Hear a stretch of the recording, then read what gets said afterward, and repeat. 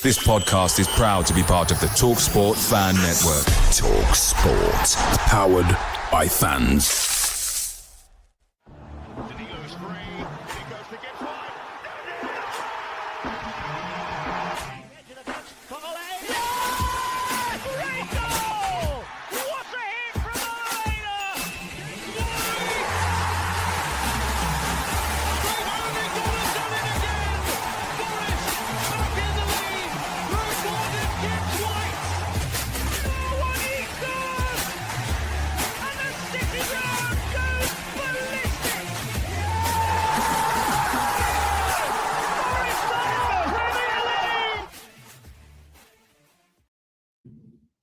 Hello and welcome to this edition of Red Side of the Trent as Forest celebrate winning 1-0 over the champions Manchester City. Our first time beating the Citizens in the Premier League since our return and the first time beating them at home in 30 years. Nuno is just keeping on beating these records, gents, all the time this season. It's been a magnificent season for that sort of thing. Delighted to be joined by the usual crew of Reese Lane, Christian Brown and Lee Clark this morning, and hopefully many of you in the chat. Guys, brilliant day out. The sun was out, Reese. Fantastic. What was your thoughts and feelings pre-game, post-game? Let's just get that out of the way first of all. Yeah, well, pre-game was what Matt spoke about, wasn't it, on the pod a couple of times ago. It was, lovely, lovely day in Nottingham. I totally misjudged it, as Steve Cooper did at Chelsea famously a few years back. It was definitely a short stay. Thankfully, my trousers weren't too thick, but I did come with a pretty thick jacket, so that was straight off and put back in the car after the game because I was carrying it around with me. But yeah, like I say, lovely day, and it just gives you that get up and go, doesn't it? I think a sunny day. I'm not one of these who likes the winter, and it just had that special feeling in the air. I thought, we had a really good time, didn't we, in the NAB pre-game. Unfortunately, none of us could win the quiz on this occasion, but yeah, it had that special feeling in the air, didn't it? As you walked over Trent Bridge to the ground, it was just, I just felt something yesterday, like it was going to be a special day. Yeah, Lee, I mean, you're docking Manchester City colours or Forest third kit colours, as we all know this season. I mean, I feel like that's kind of we've took ownership of them after yesterday. Like we own them now. What was your thoughts and feelings after yesterday? Yeah, firstly, I've got to disagree with Reese. It was never shorts weather. It was warm, but it wasn't shorts weather. It's not shorts weather yet. I mean, come on. It bloody was shorts weather. I know we love to be British, but God, it wasn't. It was shorts weather yesterday. Argument guys, I'm in an upper tier as well. I thought it was pretty cool in the match, in the ground. So definitely not shorts weather. But yeah, it was. I came 40th on the quiz. I think that's my best performance yet. So progress in that sense. But yeah, I agree with what Reese just said. It had the hallmarks of a classic, didn't it? It felt, I don't know, it felt like something special was going to brew. And yeah, thankfully it did. It was just one of those, it was the sort of day we all dreamt about when we got promoted, I think, yesterday. Yeah, brilliant. I mean, Christian, I think people who've listened to the pod long will know that you travel up from Kent every week. So just to remind anyone that's joined us for the first time, how long did it take you to get up yesterday? What time did you leave? I think I remember you saying, and I was like, I wouldn't even get up I'd only get up that early for a holiday. Yeah, that's at 6 yesterday morning. So it takes about 3 and a bit hours. Actually, the drive up was pretty nice. We went up A1, M11 A1 rather than just the M1. It's actually quite all right. But to counter what Lee said, it was bloody hot up there in Upper Bridgeford. Towards, honestly, that was last 15, 20 minutes. I was just in a hoodie and a shirt. I was like, I am roasting up here. So maybe different parts of the ground have different ventilation. I don't know. But it was good yesterday. It was obviously, it goes without saying, it was good. But yeah, it was a lovely day for it.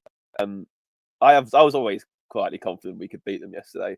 Obviously, I said as much on TalkSPORT in the preview before the game. And it's quite nice to be proved right when Forest win, isn't it? So, yeah, very, very happy. Yeah, well, we'll get into the team and talk about that. I mean, we spoke actually on this pod about giving the team a run of games, like a consistent run of games with the same team selection, and we was quite surprised that he stuck with the same team against Arsenal. And then I think we've probably been a bit surprised yesterday, Reese, that he stuck with the same team again. And I mean, there was some small tactical tweaks, I think, when we actually got into the game, and we'll talk about that in a moment. But what was your thoughts about Nuno sticking with that same side? Probably a little surprised again. I think after last season, with obviously playing the three at the back, which with the wing backs, which allowed us, which we played really well against Manchester City, I thought may revert to that. Obviously he didn't, so he went with his normal formation, the 4-2-3-1. The only surprise is the one personnel, which is that centre midfield next to Anderson, isn't it? Dominguez got a nod again. I think if you'd asked most fans, they'd probably thought Ryan Yates might have got a nod yesterday. But he did play him in the reverse fixture. We did lose that game. So Nuno stuck with the same team. And the one man who is being questioned a lot at the minute, he proved dividends, didn't we, as we're going to come on to. So, that allowed, players to come on towards the end of the game. And players can come on and make an impact. This is what Steve Cooper say, isn't it? Now these finishers, just because some players start a game doesn't mean others can't come on probably the hour mark and make an impact. And that's, as a team, what we did yesterday. So, yeah, slightly surprised at the starting lineup, but it was a Nuno masterclass, wasn't it? Yeah, absolutely. And we'll delve right into it. I did want to just ask Lee and Christian a question about the start as well. Like, Lee, was you quite surprised with that tactical tweak? Because I think when the game got going, it was quite evident that it kind of changed here and there. There was a lot of interchange and fluidity. I thought about it. Like, Morgan Gibbs-White was clearly a little bit deeper to get on the ball a little bit more, and Elanga was supporting Wood as much as possible. And it kind of sometimes Elanga and Callum Hudson-Odoi were out wide. Sometimes Wood ended up getting shifted there because of maybe what happened in play or whatever. What did you make of that slight tweak, and was you happy with it? Well, I mean, you've got to say you're happy with it because we won. Yeah, it was a little bit strange. I thought at times it looked a little bit, not in a negative way, but it looked a little bit chaotic. It looked like everyone had just been tasked with putting in a massive shift. Obviously, Elanga being a little bit more central than he usually is was a little bit strange. But yeah, it seemed to work. We seemed to have a clear game plan, and it seemed as though, I think when we play 4-2-3-1 against a better side, you always anticipate that Gibbs-White's going to drop a little deeper. So yeah, I mean, surprising is not the right term, I guess, because I think under Nuno, this is what we've become accustomed to, I guess. That when we play these better teams, everyone's tasked with putting a real shift in, and yeah, we're pretty good at it, to be fair. So yeah, I suppose it was a little bit surprising how everyone was kind of doing different roles at different times. At times, it looks a little bit like a 4-4-2, didn't it? To be honest, yeah, you could. Dominguez out on the right, and yeah, so it was a little bit strange. But as we saw when we went to Liverpool earlier in the season, it was a similar sort of situation then, wasn't it, with the four central midfielders that we played? So yeah, I think it was. I talk a lot about horses for courses, and I think yesterday he got with Cheltenham coming, it seems fitting, doesn't it? So yeah, yesterday you picked the right ones, I guess. Yeah, definitely. All the ponies were running less yesterday for my midfield. But Christian, last thing on teams, I just wanted to touch on Man City's team. Did you think it was a little bit, I don't want to say disrespectful or not, because I don't know, Pep's quite humble of us, especially in pre-match conferences and stuff. But Mateus Nunes at right back was a little bit of a strange one for me. No De Bruyne, no Marmoush, who's been a bit more of an uplifting kind of signing for them in terms of going forward. Was you a little bit surprised at the absentees they had and the way they set up? Because I thought it was a little bit, I don't know, just a bit odd, really. Not really. Nunes has played a right back quite a fair bit from this season, due to their, well, especially since Walker's gone to Milan anyway. Obviously, De Bruyne's, it's a bit sad to see him, really. We know he's not the player he was. He's clearly on the decline. He should probably go to Saudi or the MLS this summer. He probably should have gone last summer, really. But that's a different conversation. I was a bit surprised not to see Marmoush play, but when you still had Savinho and Doku on the wings, didn't they? And Haaland played up front, so it wasn't like they were short of attacking options. I didn't see it as disrespectful or anything like that. I thought they obviously got a few injuries, and that's just where City are now. They aren't the team of a few years ago where you had, Mahrez down the wing or whatever else, or even before that of Leroy Sané or Sterling when they were winning the title with 100 points, whatever else. They aren't that team anymore. That's probably the best that we had available, and that says quite a lot about how they spent their money, to be honest. Fair enough. I mean, we'll get into the first half then, Reece. Not really too much craziness to speak about, but because I actually thought it was actually a really even game from my point of view. Anyway, I don't know what you thought, but I actually just thought we looked quite confident. I think we took a lot of confidence from that Arsenal game, but we seemed a little bit more on the front foot, which was quite nice to see. Yeah, we started quite well, didn't we? Again, Forza put a great display up. It gets the crowd going. I actually thought we started pretty well. But once City got onto the ball, I did think they took some control and, the atmosphere went downhill a little bit. And, they had a couple of chances. I mean, one was from a mistake from Wood. He miscontrolled it. And that was Erling Haaland's only real chance of the day. Thankfully, he scuffed that wide. It was very similar to the Harry Kane one, what went in the first season at the Trent end when Tottenham beat us 2-0 at the City ground, where he scuffed it and he kind of just rolled the right side of the post for Kane. And fortunately for us, it was the other side for Haaland. The only other chance of note I wrote down here was a Gonzalez strike, which was an absolute cracker. Hit the outside of the post. I mean, Lee, you'd had a great view of that. Very unlucky from their perspective. But I thought we limited them pretty well.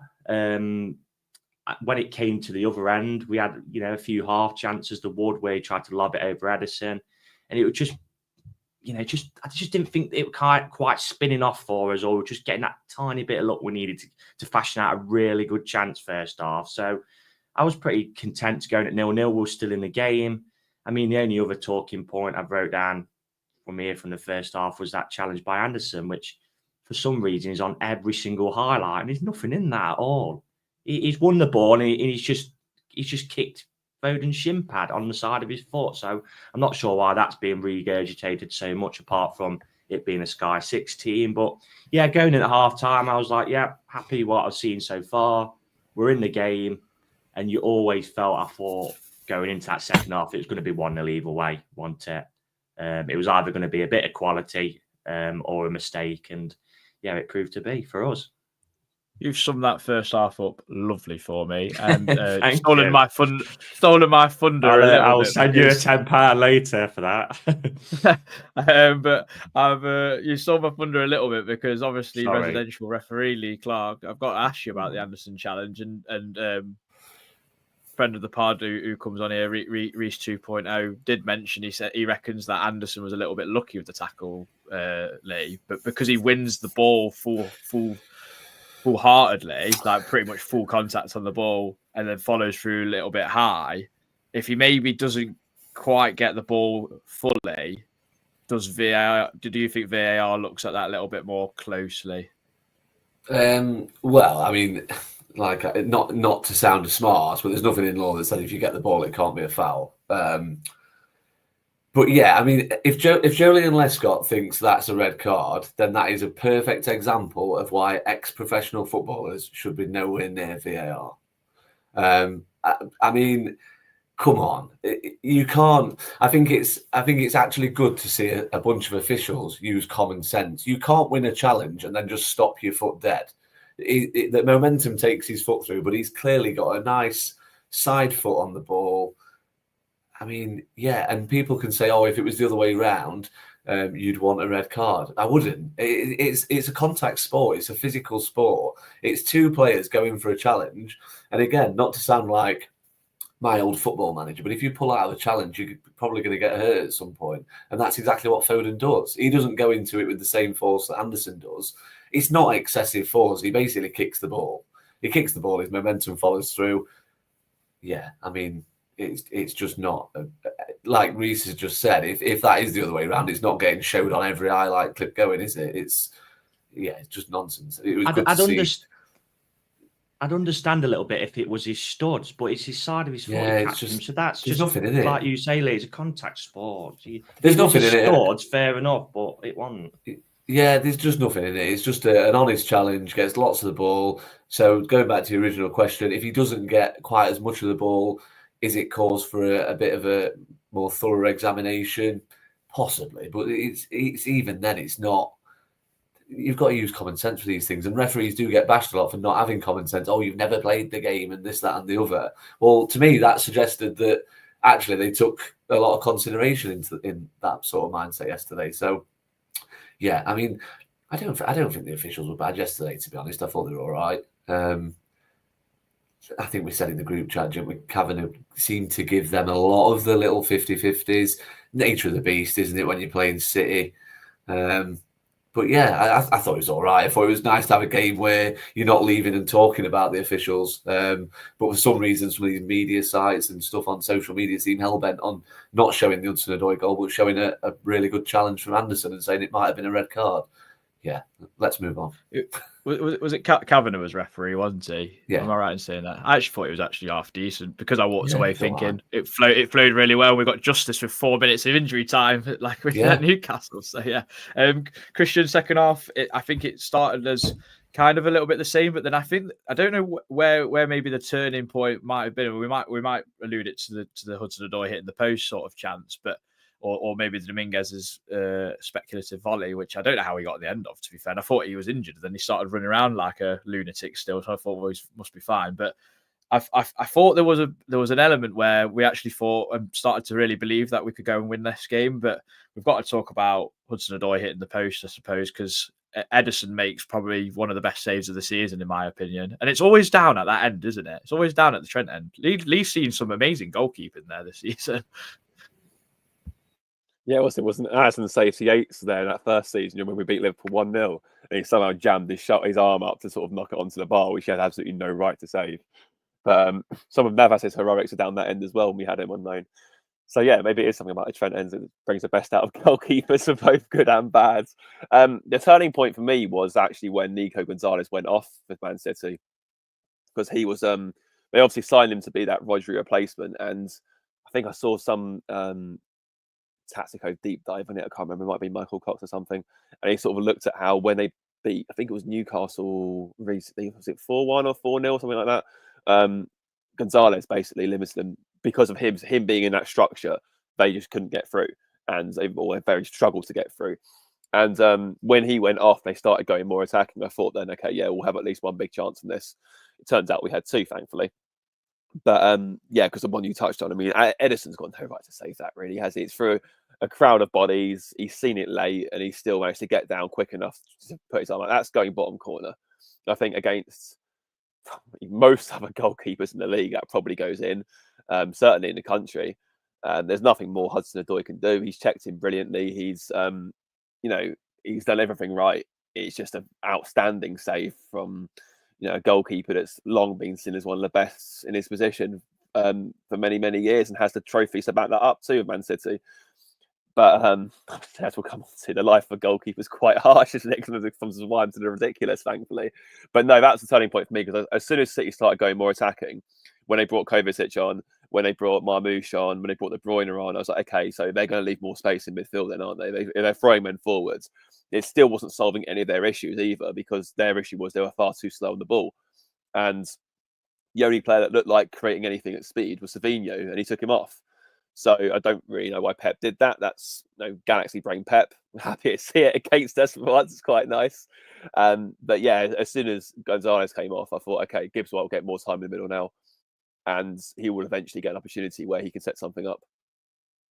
There was a point in that half as well. I think Gibbs White gets the ball played to him from Nico Dominguez, and then goes on a bit of a tear through the middle of the park. And I just thought, bloody hell, this lad that we've got on our hands is sublime. And I was so happy to see him where he was playing, because I thought he got on the ball so much more, made things tick. But I mean, I thought De Bruyne and Marmoush coming on, and then you got Kovacic, who's won Champions League, played over 100 times for Croatia, played for Real Madrid, and you're just going, what have we got to bring off the bench in terms of making an impact going forward? We've got erratic Portuguese Jack Grealish and no Ramon Sosa. We've got Danilo, who's still recovering from. I was just like, this is so unfair, Reece. And but it didn't matter, because we ended up we ended up scoring the winner on the 83rd minute with Callum Hudson-Odoi, who keeps popping up with these important ones. First at Liverpool at Anfield, this time at the City Ground at the Trent end. I mean, it's brilliant work from Ola Aina, first of all. I think we've got to give him credit for that. That doesn't really get shown in the highlights,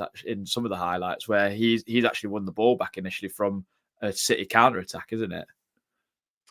Yeah, well, we had Yates to bring on to kick Armo Marmouche a couple of times, remind him he isn't playing Holson Kiel anymore, and he's actually in a decent league now. But anyway, I mean, the ball from Gibbs White is just chef's kiss, isn't it? What a pass! And if you've seen the match today, if you spot Pep in the corner of the screen, he actually sinks to his knees when that pass is made, because he I haven't actually seen that. Actually, yeah. If you watch match today, it's on he sinks to his knees, because Hudson-Odoi 1-on-1 against anybody in the world, he gets you on edge of your seat, because if he cuts inside, he can make something happen. And obviously, he gets into the bar. I think it's Guardiol, isn't it, who's marking him. And then he obviously shoots. And from our end, it might have been the same for you, Christian, but it was that split second before you actually realised it had gone in. And, and then obviously the celebration, it was right up there since we've come back to this league. Definitely right up there. Obviously, watching it on the highlights and from a neutral point of view, he should save it, really, Edison. He'll be disappointed with that. He's near post and it's kind of snuck in, but who cares? Who cares? Because do you think he gets caught out a little bit? Do you think he's actually thinks that Callum's either going to pass or shoot across him?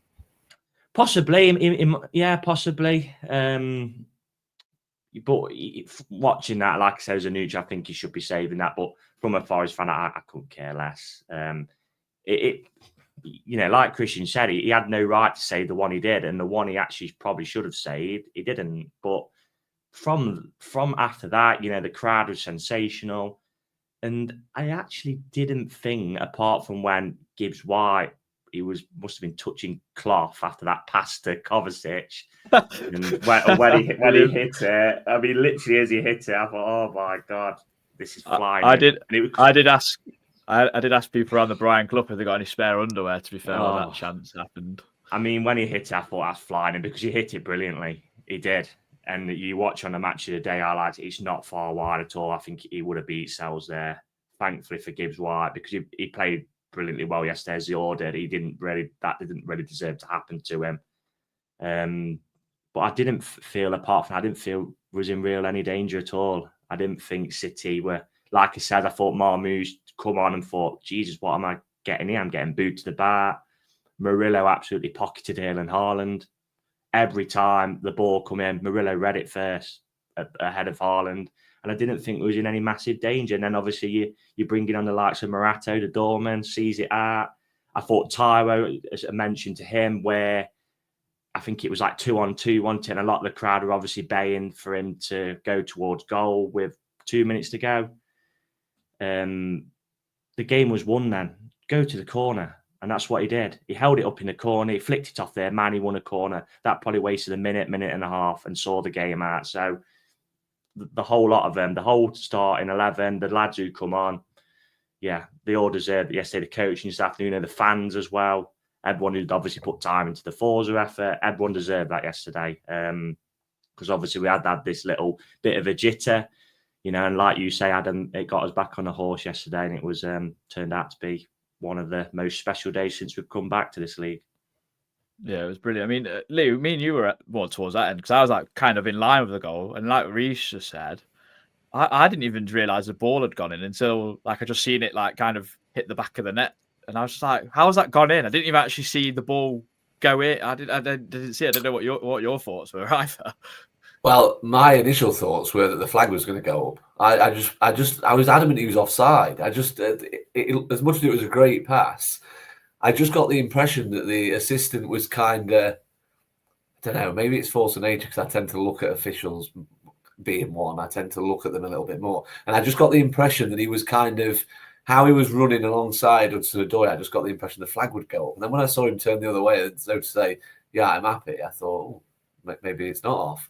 And then obviously Kavanagh did his usual with the ear, didn't he? So you think, oh, well, it's going to get checked anyway because it's gone in. But yeah, it was weird. I didn't think for 1 minute the shot that he'd he'd produced would beat Edison, and then I just saw the net slap, and it was weird. But yeah, I mean, that was amazing. I agree with Reese. I think it was probably the best celebration since we got promoted. I think maybe alongside the Liverpool home game, the first season back up. But it was a bit of a strange one. I was anticipating the flag, but yeah, what a pass! I mean, I forget the goal. I could just watch that pass all day.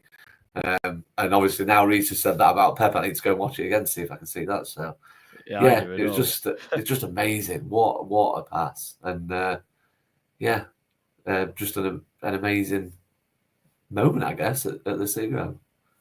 Christian, I may as well ask you as your thoughts. We've all had our say, I guess. It would only be right. Yeah, like Reece said, at first I kind of thought it was side netting, and then I saw Hudson-Odoi wheel away. I was like, that's in. That split second of sort of like, I'm not entirely sure how that's gone in, but it's in. And I mean, the reason why I'm on it, obviously, instead of playing football, I've obviously tweaked my calf muscle, which is a bit annoying. And obviously, in the celebration, it was sort of like this sort of like mix of elation and pain. Sort of like every time I was moving, it was like, ow, ow, ow. I've done the exact same, Christian. I've tweaked mine. It's absolutely killing this morning. It's horrible, isn't it? Yeah. I was like jumping around, like, oh Christ. But no, it was that the Raw when that went in, like that was up there with the best. That was that was up there with Liverpool. That was up there with Villa when we beat them. That was up there with Gibbs White when he scored against United last year, or last season, I should say. That was special. I mean, I was saying that on the way back. I think that's the first time in my lifetime, anyway, that we've beaten the reigning champions. I know, obviously, we spent a long time out of the top flight, but I can't remember, unless I might have been too young to remember, maybe the 94-95 season when we came third. Yeah, I think Man U would have been reigning champions because we beat them away, didn't we, in the purple and of course, I think they would have been champions then. I think. Oh, since I've been watching then, anyway, since 99, that's the first time we've beaten the reigning champions. It's the first time a team's come down to City Ground or we've played them with a gold Premier League badge, and we've beaten them. So yeah, you can say and within some degree of reason that this City drop-off is what it is, and they're not the City of old, so to speak. They're still the reigning champions. They still had enough to spend £200 million in January to reinforce an already £1.5 billion squad or whatever it is. They've still got the best manager of all time, arguably, in Pep Guardiola. And we limited them to absolutely nothing. We thoroughly deserved that win yesterday. We had the best chances in the game. There are only two chances of note, really. I'm not even counting the Gonzalez one that went wide. That's a shot from range. Came from our mistakes. When Wood got robbed by Haaland and he took off the shot, and when Gibbs White kicked it straight to Kovacic into the box, they created nothing. And that's testament to how we defended as a unit. It's testament to how we were as a team yesterday. We thoroughly deserved that win. And I think as well, in a wider picture, we all said, like, from these 4 games, obviously they will beat us in the first half of the season. If we can just get 4 points from those games, that's still still an improvement. We're up on what we were before. And also what you're seeing is that we've had this dodgy run. We're still third in the league. Newcastle has a similar dodgy run, and they're down to 8th now. So it's getting pretty tight up there, and we're still in a very good position. That win only solidifies it further. So yeah, that was very, very meaningful yesterday. I think also you just have to take a bit of a step back because, like, you think we had 120 minutes Monday with penalties, and a lot of the players that played yesterday played in that game. Hudson-Odoi he went about 5 ice baths this week, I think. All Ryan are in the same boat as well. Like, City played 2 days prior to that.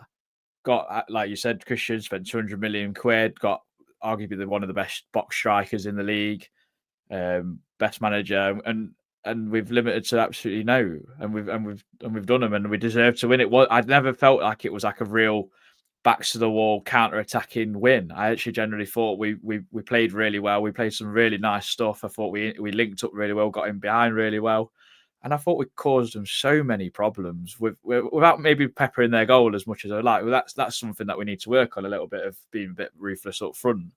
But every Man City, as Reece said, was phenomenal. But I could talk about it all day, really, to be honest. It just makes you smile all the time. But we'll get on to everyone's slept on it thoughts. Red side of the Trent.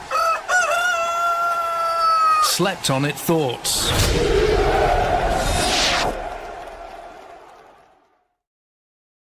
Lots to get through, so I do apologise in advance if I do miss yours out. So Alex Oakes, friends of the pod, said on the pod we'd beat them. Should have been 2 from Callum. Every man and his dog gets a 10 out of 10 today. Clean sheet again is massive. That head-to-head for the first half of the season is looking good now. Quarterfinals of the Cup and 7 points inside the top 5. Come on. Ben, these days by the Trent in the sun always feel the best. Another pinch-me moment in this remarkable season. Each and every man superb. Special mention to Nuno's dancing Ole Einer's Snapchat. I mean, yeah, Ole Einer, Vibe Cartel master. I don't know, like, I don't know how he does it, but he does. Premier Elite, I'm going to say this with such smugness: all games are winnable. Today proved that every player put in a shift in, so can't fault anyone. Today's fact is that in 2005, there were plans to have a 50-foot robot of Michael Jackson roam the Nevada desert. I mean, that would have been absolutely terrifying to see, to be honest, Elliot. Thank you very much. Forest fan family, great match, great atmosphere, great result. Never really felt worried we wouldn't do it, but my PTSD is setting in. We seem to raise the levels for the bigger teams after being at Fulham away and seeing last Monday night's first 120 minutes. I'm worried about Ipswich away. Don't worry, Forest fan family. It'll be all rosy. Snowboard Pete. What a result. What a game. What a day. Unbelievable ball from Morgan White to Callum Hudson-Odoi for the goal. Every player gave their all, but the back line all deserved that clean sheet. They were superb. Special mention to Dominguez, who was everywhere and kept pushing. Love this team. Vamos.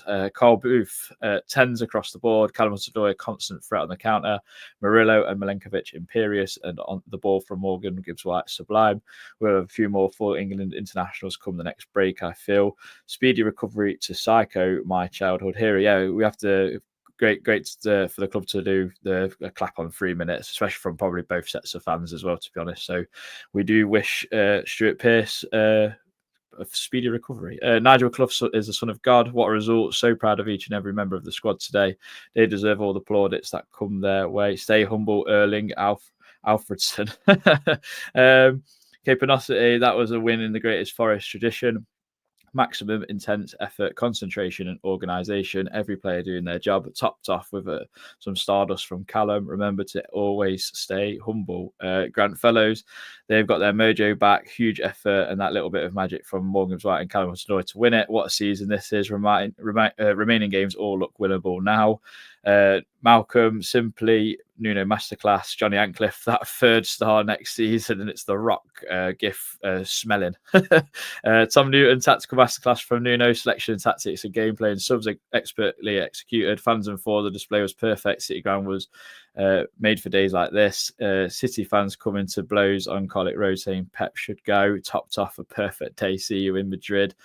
And then we have a few more to go. Just bear with me. Sorry. So NFFC Bard, I haven't slept yet. So all thoughts warped by ecstatic win, followed by exuberant celebration and compounded by lack of sleep. 3rd for the 10th straight week in a row. That is actually staggering, to be fair, when you read it like that. D, Arsenal City at home performance is why the half-arsed away games against them frustrates me. We have very good players and can compete with the very best when we show up. But that is quite a good point, to be fair. John Patching slept on it. Nuno got the tactics spot on and the players executed them to perfection. A statement win that should set us up for the run in the Champions League. Blimey, can't believe I'm saying that. Robin Wood slept on it. 4 points from the past 2 games are massive, but Forest being Forest, while others might be getting ahead of themselves, I still have a small voice in my head saying we could still slip up in some easier games to come as the pressure intensifies. Last but no means least is Jace. What a performance from the boys. Aina was magnificent and impressed with Nico Dominguez today. Everyone talking about Morgan's right pass, but the way Callum Hudson-Odoi controlled it, meaning he didn't have to break stride, was superb. We had the better chances and deserved the 3 points. You Reds, thank you very much for everyone that got in. I did manage to read them all out for once. Normally there's too many. Normally it's because we've lost, to be honest. So nice to see so many people and so many familiar faces as well commented. We're going to do some player performance, guys. And I know, Lee, you've got a question at some point, so let me know when you want to ask that, because I don't know. To be fair, with poor planning this morning, I forgot to ask. We're going to start with you, Reese. I'm going to give you Ola Aina, the Vibes Cartel conductor. Yeah, I watched the pre-match interview with Pep, and he pretty much listed our whole team, and then there was like, oh, and Ola Aina, who's also excellent. I thought, that's probably because you've got an eye on him. Yeah, I think there's been some reports, haven't there, that we've actually got that year extension again. So I'm hoping that's true, because we wouldn't want to lose him on a free. That would be awful for us because, you know, as we mentioned in the last pod, he's been sensational this season. Pretty decent last season as well, as poor as Forest was. And yeah, I thought he was, as the whole team was, mate. You can't watch that game yesterday and knock anybody in that team. They all gave everything, you know, for the club, for the fans, for the manager. And Aina, yeah, again, you know, and it was going to be tricky because Doku, I wouldn't say I'm a massive fan of Doku, but he is tricky. There was one point where I think someone went to barge him off the ball and it just bounced off him. So he's obviously, you know, quite stocky and strong. But I thought Aina did pretty well to limit him. And obviously going forward is always that outlet, isn't he? Because he doesn't look like he's got the speed of Elanga, but he actually has, because he accelerates so quickly, if you get what I mean. It doesn't look quick, but when you actually see the ground he's covered, you're like, bloody hell, look how far he's got on the pitch already. And he just gets away from players, don't he? So, yeah, again, another good performance from him. Good to see he's probably got over that little barren spell when he had a few bad games, which, to be fair, a lot of the team were in the same, you know. When you're losing games, I don't like to pick at players really when we're losing games as a team, because it's been a team effort all season. So yeah, hopefully Aina can, you know, he's back on the horse. I keep using your term, Adam. And yeah, 10 games to go plus the FA Cup game. Hopefully we can see the best of him for the rest of the season. But yeah, I'm just hoping we've got that year extension at least, gives us a bit more time probably to sit down in the summer when it's all settled and we know where we are as a club. Because let's be honest, if it was to fall out of Europe, which touch wood hopefully won't happen, there will be teams looking at him who are in the Champions League for sure.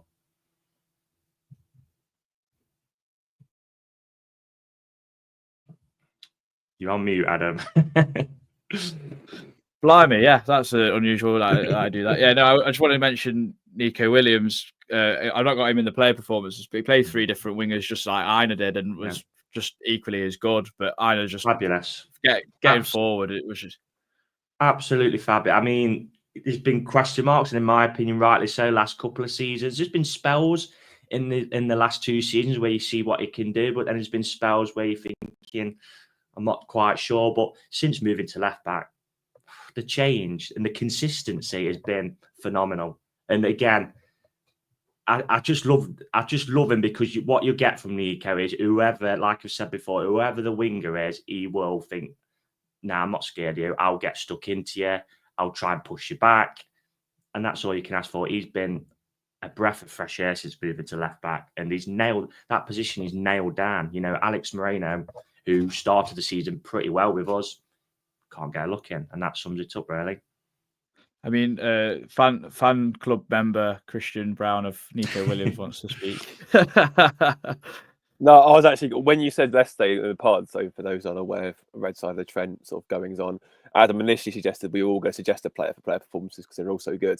I was going to suggest Nico because what you saw yesterday was just pure development from where he was. If you look at that first 10 minutes, I think he gave away a foul which he could have been booked for, where he tried to like rugby tackle Savinho basically, and then got done by him again. But then after that, it was like, right, okay, come at me one more time. And every time it just felt like that wouldn't have happened 2 years ago. Like, do you remember that Leeds game where we won 1-0 at right back, and he was like walking his arse for 45 minutes, got moved into midfield. You saw the confidence. He was like, okay, doesn't matter who, come at me again, Savinho, come at me again. And he was just winning his tackles. He was getting stuck in. Like Reece said, it didn't matter who was, whether it was Doku or Savinho. So they kept swapping wings. He just gave them no change whatsoever after that first 10 minutes. It was like I said, he's not that in now. That's his position, left back. Whoever tumbled the right backs caused us unnecessary stress for a long period of time. But he is a left back. There's no getting away around that. And a very, very good one too. So yeah, we've, like I said, when it comes to summer planning, obviously we need to get a backup left back for him and a backup right back for Aina, because Williams ain't playing there anymore. So that's his position. And he was exceptional yesterday. Absolutely exceptional. It's like a modern day Dennis Irwin. Like, I don't like to throw that around too much because Dennis Irwin was superb, but cut in. He's pretty good on his left foot, to be fair, Nico. So yeah, no, steady. I just wish he wasn't number 7 for crying out loud. Pet hate of mine. Lee, I'm going to give you our Brazilian maestro. Hopefully, he gets actually a cap this time because he deserves it this season, to be honest. And that's Murillo, who was flawless, and faultless, to be honest. Yeah, they're playing Argentina this time, aren't they? It'd be nice if you could get involved in that, I suppose. It's a shame that Dominguez won't be playing for Argentina, but that's another discussion. Yeah, excellent. I thought probably him or Dominguez toss up for man of the match, which was difficult to pick yesterday. The thing I liked about Murillo yesterday was that he's very rarely known for his aerial prowess, but yesterday, every time a ball went into the box, he was there. He just seemed to. I don't really ever recall him winning that many headers and clearing that many headers from the box. So, yeah, I mean, I didn't think he could get any better, but it appears that he's surprising us every single week at the minute. Yeah, he's a superstar, isn't he? He's going to go right to the top. I know it's a phrase that's coined for a lot of players, but I genuinely do think we'll see Murillo play for possibly a Real Madrid. I think he's that good. And not only that, but you can even see in our team, he's got everything that a team like Real Madrid would look for in the centre half. Yeah, just amazing, outstanding. I did think Milenkovic complimented him nicely yesterday. He was also calm and collective and a leader from centre half. It could go through the whole team. Christian, I know you spoke about Nico Williams, but I did want to give you Nico Dominguez because he's been the one where you're kind of unsure whether he should start. We said a couple of weeks ago we need to stick with something. He was honking against Newcastle, to be honest. He was a bit better against Arsenal, but yesterday, God, he was phenomenal. Yeah, he was outrageously good yesterday. It was quite funny seeing some of the comments. You know, when you look at obviously I was driving back yesterday, so I looked at my phone. Obviously, you get sort of the older comments like before the game. And it's all like fury that Dominguez has started. It was like, well, how do you feel now, sort of thing. He was incredible yesterday. He must have run several marathons yesterday. Obviously, I'm exaggerating there, but he was just constantly plugging the gaps. That every single time Aina would face up with Doku, Dominguez would be there to help him out. When it was Savinho, it was exactly the same. They just gave him no space at all to work with. And he was just everywhere. I don't think he touched the ball in the first half, to be fair to Dominguez. He was just running. Every time I looked at him, he was just running around, like closing everyone down. And in the second half, he only got, 15 minutes to showcase his quality.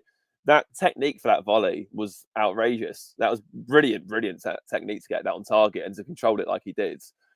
And, you know, some of his passing yesterday in the second half where he did actually finally get the ball. He was outstanding yesterday. And, you know, I know obviously we all have our favourites as a fan base.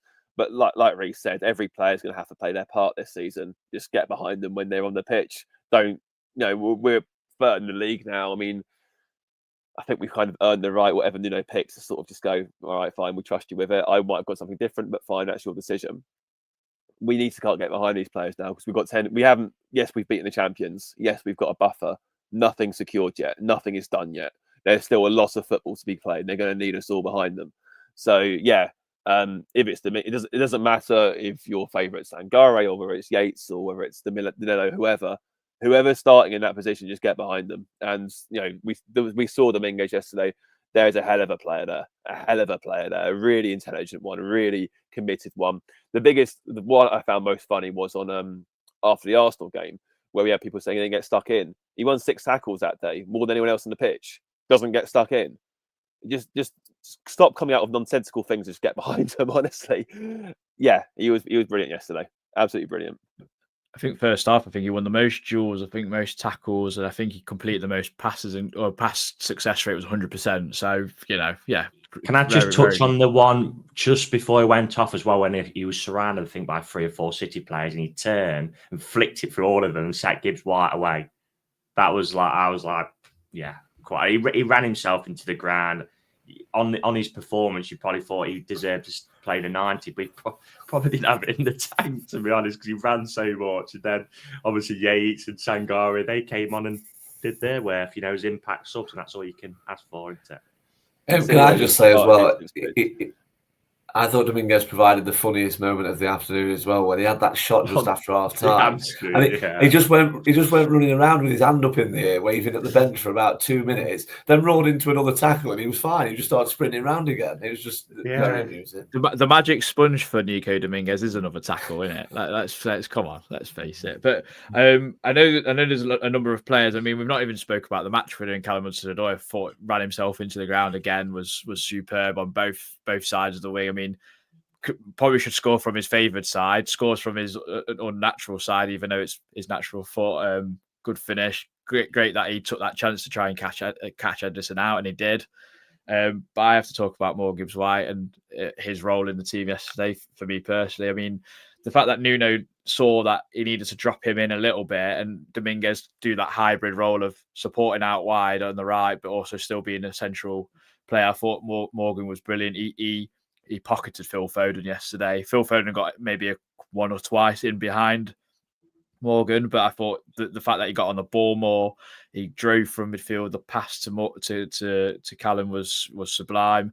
Yes, he got that clearance terribly wrong at the end, and it would have really put a damper on everything. But I thought he was superb, and when Thomas Tuchel's team squad gets announced next week, I firmly think he'll be in it, and I wouldn't be shocked to see Callum or Elliot Anderson. I know Elliot Anderson didn't play very well, Christian, yesterday. You mentioned that to me before with his stats, but I think we've got three lads who are more than capable of at least putting their name in the hat. With Morgan obviously had a few caps already, so it's looking rosy for us, guys. So, but yeah, Lee, I'm going to let you ask you this.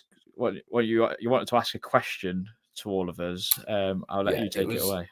It was just something I was talking about yesterday, because I found it really mental that BBC Sport, I think it was, used the headline, Hudson-Odoi scores as Forest closing on Champions League or something, which, considering where we were 12 months ago. So I just posed the question to my mates yesterday, would you, obviously we're still in the FA Cup, would you take winning the FA Cup if it meant we didn't get in the Champions League? So I just thought I'd throw it to you three. But you're still getting Europa League from the FA Cup. Yeah, you win the FA Cup, but because we win the FA Cup, you can only have one. We drop out. We finish sixth, for example. So it'd be no Europe at all. No, that's not what I'm saying. Would you take winning the FA Cup if it meant we didn't get in the Champions League? You'd still get in Europe. You just wouldn't get the Champions League. Yeah, FA Cup. Because you'd get in Europe for winning the cup, wouldn't you? Yeah, FA Cup and Europa League. I don't think many fans would argue with that, because I know obviously it hasn't got the prestige anymore, the FA Cup, in terms of the finances, but from a fan perspective, and someone, as I'm sure you guys have as well, who grew up loving the FA Cup, to win the FA Cup is something that you'd always remember, and then you get the European football as well. So that'd be it for me. Christian, I'll let you go next. I mean, for me, how I feel about it, how the club feel about it, probably two very different things. Yeah, because for me, you're in the game to win trophies. Bottom line, doesn't matter if that's a cup or a league. That's what you go into the game for, to win trophies. So of course, give me the FA Cup over Champions League, absolutely. The club, on the other hand, will see it as, if we get in the Champions League, the money we can get from that can turn Nottingham Forest into a European contending team, probably for the next 5 years if it's spent correctly. Whereas a cup and a Europa League run probably wouldn't give you that. It might give you a bit, you're looking more mid-table-y. So I see both sides of the coin, but for a fan, you want to see your players lifting trophies. You want that moment. And bear in mind, our last one was 1990? Is it 1990 maybe, the League Cup, or 92 League Cup or something like that? So it's been a long time since Forest last won a major trophy. So, it's, for me personally, I take the cup. The thing is as well, the basic entry for the Champions League, I think you get about 18 million, I saw the other day. And then it's like nearly £1 million a game if you win. You've obviously got all the gate receipts, the broadcasting on top. I think you get about £1 million if you win the FA Cup. So from a club's point of view, they'd take probably Champions League over anything, to be honest. But yeah, from a fan's perspective, Marinakis would be at a conflict of interest, because he promised us trophies. He'd be like, well, we won a trophy, Evangelos. So he's like, yeah, but Champions League. And he'd be like, I wouldn't know what to do, Because back in the day, it was, would you rather have promotion from League One or win the Johnson's Paint Trophy? So we've come a long way, haven't we? Which we never even got to the final. So yeah. For me personally, I think FA Cup, because you've got something, you've got a trophy in the cabinet, haven't you? Like it's like when, if like Arsenal finish second this season and win absolutely nothing, you go, well, what did you win? I went, oh, we won nothing. You go, come second in the league though. Oh, great, because no one's bothered about that. They're more bothered about what you watched in your trophy cabinet. They go on about Spurs every year when like they don't win anything, and when they'll get in the Champions League, they just laugh at them because they're like, you've not won anything. So can I edit it a little bit and say, would you prefer to get in the Champions League or win the FA Cup, but you don't get any Europe? So you just win the cup, that's it. I'd rather get Champions League. That's very hypothetical, though, isn't it? Because by winning the cup, you're getting Europe. I know what you're saying. It's not a situation that you've got to really. It's a good question. I agree. I wouldn't put it past the FA to try and ban us after that tweet. To be honest, so don't worry about that too much. But I love this season so much because we've booed the Premier League anthem every week since day one. You can't even hear it. We're just putting two fingers up to the whole entire league for playing complete anti-football in a sense, in some capacity, and then doing that. They must be Richard Masters must hate us.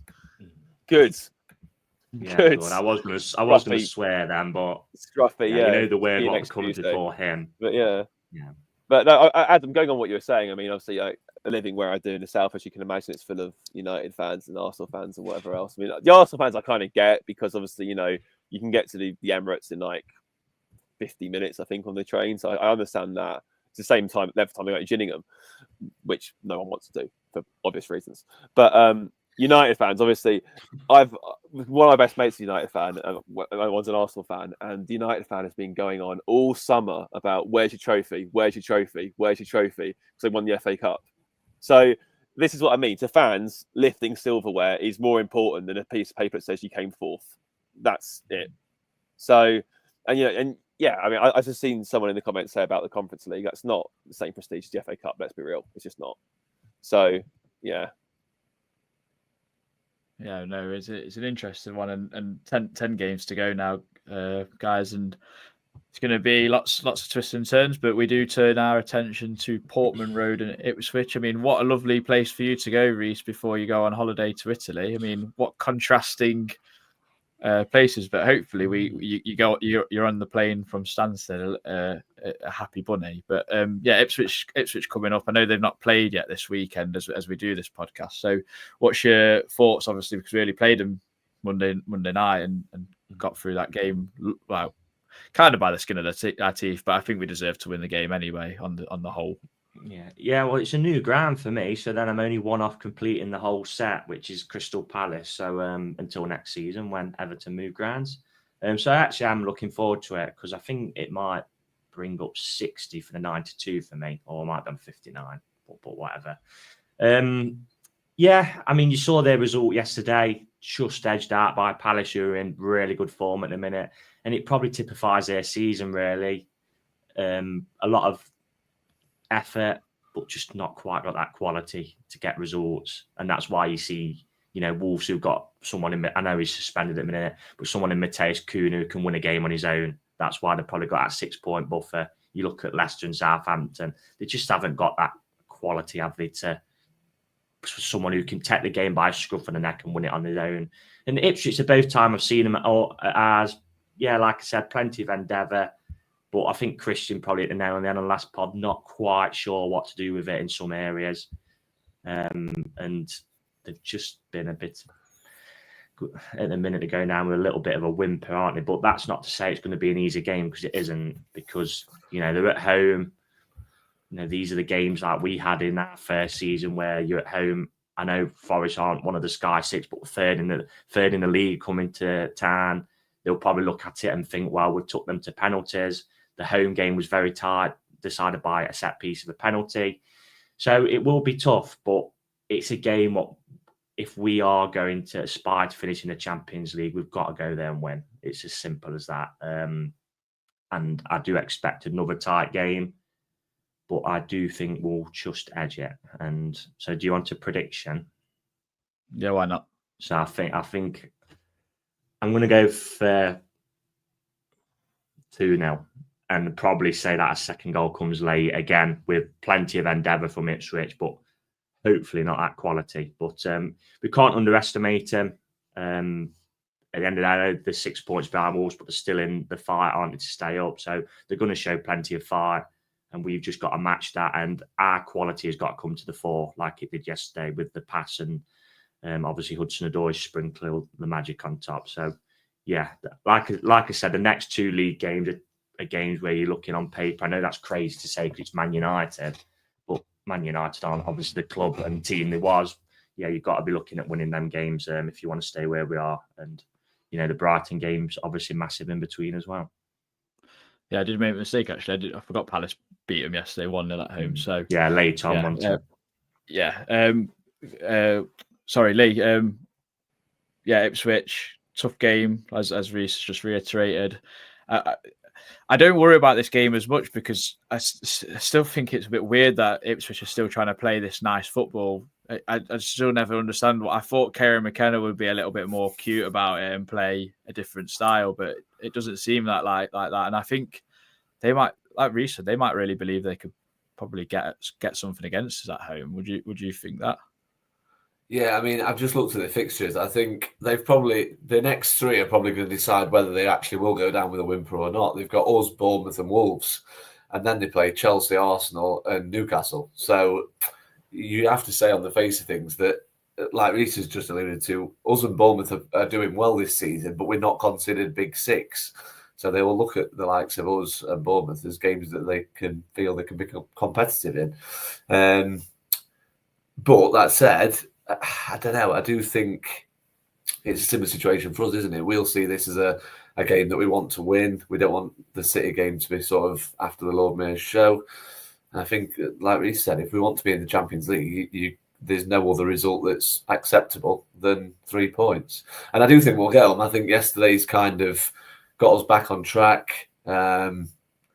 And yeah, our record against, again, I don't want this to come back and bite me, but it's factual. Our record against the teams that are currently sitting in the bottom half of the league is remarkable. I think it's 32 points from a possible 34. So, I do think we'll win. I think it'll be tough, though. I fancy Wood to score, and I think it'll be 2-0 to Forest. Lovely. Christian, last of all? I think the thing that surprised me most about Ipswich is probably sort of tells its own story, really, is that we've always been sort of told that if you can get a striker and get you 10 plus goals, you've probably got a good chance of survival.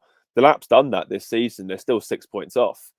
So it kind of says a lot about how they've been, really. I mean, I think the interesting thing for me is how much of what do we learn from the cup game and how are they going to approach it. Obviously, they made 8 changes. Are they going to set up in a similar fashion? If so, is it worth getting more of a lock picker in midfield next to Anderson, for example, rather than a more defensive player? And that's all these things. Obviously, Nuno's got to consider, but also it was quite telling that when we did get Gibbs White and Anderson in the field against them, that a lot more space opened up. That's just natural because their ability, of course, but I think Reece touched upon it earlier, actually, or an earlier point. If you can get an early goal against Ipswich, they're likely to crumble. I mean, we saw it with Newcastle, didn't they? They scored in the first 5 minutes and they ended up, 4 up by half time? It was like home and hosed.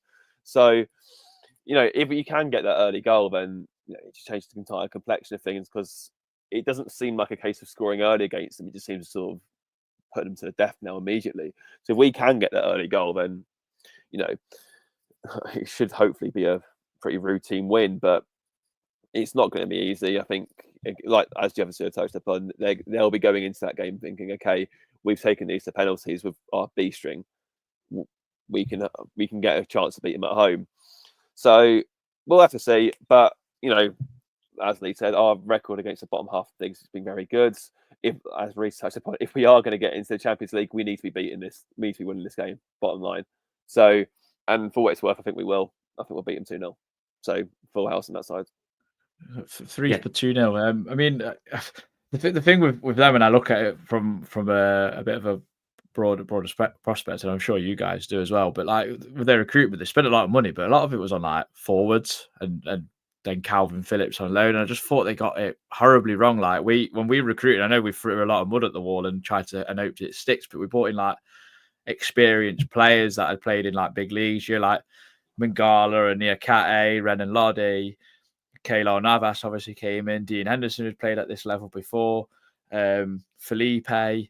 We brought in players who've played in big games and in big occasions in decent leagues, and Ipswich haven't done that. They've kind of recruited for the future in a sense, and maybe that's what their planning was future planning, where they thought we'll go and have a go, but we know we'll probably go down, and then we've got a squad then that can bounce straight back up, or we've got sellable assets if that's the case, and we can reinvest it that way. And maybe that's what their thinking was. But yeah, like you guys say, they could go down with a whimper, and I expect us to beat them. I really do. I think their style of football lends itself for us to play on the counter with better quality, and I think yesterday will really galvanise us again for maybe a second or third lot of second wind, if you want to call it third wind. Oleraina, the afterburners will kick in for the rest of the season. I'm sure, because you know what he's like. He runs about 2 sprints. He looks like he's going to die.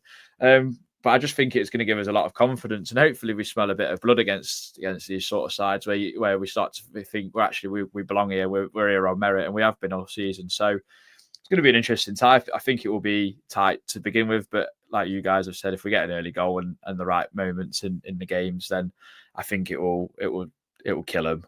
You look at like Everton and Brentford when we scored goals like just before or after half time or whatever, and it killed the game. And I can't imagine the atmosphere from their home support being that great. I've not really you've not heard about it this season where they've welcomed City, Liverpool, Arsenal, or whatever, and gone, oh, it's been electric, and it's been hard for the away side to kind of get into it because the atmosphere is getting on top of them or anything. Whereas City ground, it's a bit of a cauldron, can be anyway. So I mean, I'm saying that as a biased supporter, but I generally think that. So yeah, I'm going to go with you guys 2-0. I think the prediction league will look very, very green for us, hopefully. Coming up, I know two out of the 4 of us predicted wins for yesterday, didn't they, Reece? They did, yeah. Well, I'm just looking at their form, mate, and they haven't won this year so far in the league. The last win was against Chelsea, which is a back end. Oh, yeah, well, let's not talk about that. I mean, I'm just looking at their last 4 home games, and they've conceded 14 goals in 4 games, and in that time, they've scored 2.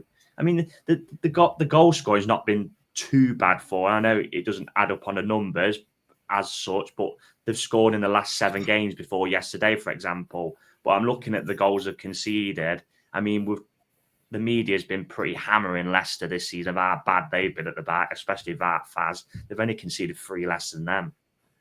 So it's clear that their issues are at the back. They obviously brought a goalkeeper who's now been dropped because he's a clown, as we saw at our place. We actually want 2 bad at ours, ironically. So yeah. Yeah, like there's no more to say on it. You've got to pencil that down for 3 points, and we've got to go and get it. Definitely. Well, thank you very much for everyone joining us this Sunday morning. Christian, last thoughts? I was just going to say, if we can get that win, the whole picture changes as well. Because you look at this run; it's been a rough run. We all knew this run would be difficult. You look at Bournemouth, the new Walsall, Brighton, obviously a tricky game, and you had 4 teams in a row who have beaten us in the first half of the season. We all knew that was going to be difficult. If we can come out of that 7-game run with, say, 3 wins, and we go into the next international break, still 4 points clear or whatever else, it's a huge cause for optimism. Huge cause for optimism. We've got a magical opportunity here to do something very special, and you never know. Contrary to what Lee's point, we might end up with both. So we're in for a rough ride. A lovely ride. It's going to be a roller coaster, but yeah, just enjoy it. It just sets us up. Go on, Lee. You go first, mate. Just a final point from me as well. Next weekend would be a very good weekend to win because just looking at the fixtures, City play Brighton, so they can't both win, and Arsenal play Chelsea, so they can't both win either. So yeah, it would be. I don't know. I've maintained all along that I'm not going to get carried away because, as Christian's already said this morning, 10 games is a lot of time in this league. But I think if we win next week, the the landscape could look a lot clearer for us. So yeah, exciting times. You're also looking as well, Newcastle don't play, so you'd rather have points. They can have a game in hand, but you'd rather have points on the board. I know this is on the right at the bottom of the European spots, but Bournemouth played Brentford, for example. And points on the board. I think Fulham are playing Spurs as well, and Spurs are rejuvenated a little bit, aren't they? So, yeah, there's some good fixtures, as Lee said. I was going to bring up the fixtures. He's lost the out, Mark. Yeah, no, but they've won the last 3 Premier League games, Christian. Christian, let's just hope Spurs at least beat a team that we're challenging, okay? Let's get behind. The final point from me was, obviously, if we get this win against Ipswich, you're then going into an international break. Some players can go away and rest for a few days who obviously aren't travelling with the countries. And then a term what I'll bring back from the promotion season, you're into the business end of the season there. This is where it gets, it's basically like a 10-game shootout in terms for us. We're, trying to get in the Champions League, and we're also trying to win the FA Cup. There's no point in saying, let's just get to Wembley now. We've beaten Manchester City, who were in it yesterday. We've beaten all them teams who were in it, apart from Bournemouth. So if we can avoid that, if hopefully City can beat them, then they're out of the way, and then and we can obviously go to Brighton, who are flying at the minute. So hopefully that their run will get broken before we play them. But Fulham, they're still in the cup, aren't they? Fulham. Yeah, but we did beat them before the season, didn't we? True. Yeah. But that would, if we can win next week and Brighton win, that does set up a very good cup tie as well on the South Coast. So it's all positive, isn't it? Win next week and we're laughing. How bloody stupid does it sound that we'd rather have Man City than Bournemouth with what we've come to? Well, back in the day, like Lee said, it was Lee or Chris said it, bloody Warsaw, wasn't it? Just never beat them. I'm sure there'll be some people watching the pod who went to that game at the Bescott when bloody Jorg Vital fell over Runa Pedersen and referee gave him a red card for it. So Oh dear, all good stuff to reminisce about, I'm sure. But no, thank you very much for everyone that joined us on this Sunday morning. I hope you all enjoy your sunny weekends wherever you may be in the world. We'll bring you some sort of Ipswich preview in some capacity in the week. But until then, enjoy and come on, you Reds.